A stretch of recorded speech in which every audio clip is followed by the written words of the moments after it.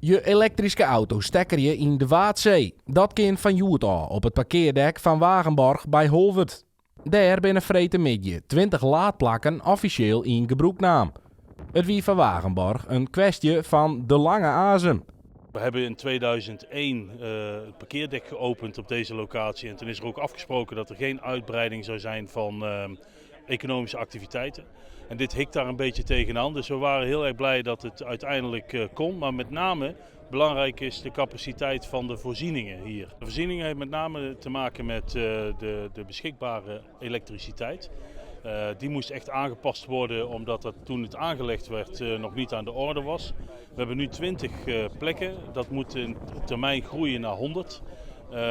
En daar beginnen we langzaamaan mee uit te breiden.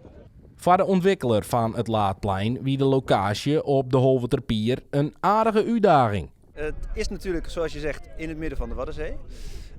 Volgens mij is dat ook best uniek. Er zijn weinige laadpalen in het midden van de Waddenzee. Dus het moest op een plekje zijn wat droog blijft als het een keer hoog water is. Dus normaal gesproken doe je dat zo dicht mogelijk waar mensen moeten zijn.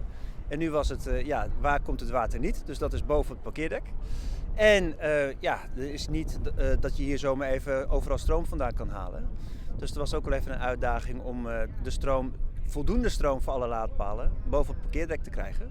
Automobilisten die het gebruikmaatje willen van de laadlocatie, hoeven er net in te zitten dat de auto net volladen wordt. Het kan zijn dat het iets langer duurt, omdat we rekening houden met hoe lang mensen hier staan. De meeste mensen komen hier natuurlijk niet voor een uurtje even op en neer, maar zijn hier voor een paar dagen. Maar als mensen dan weggaan, is de accu 100% vol. Ja.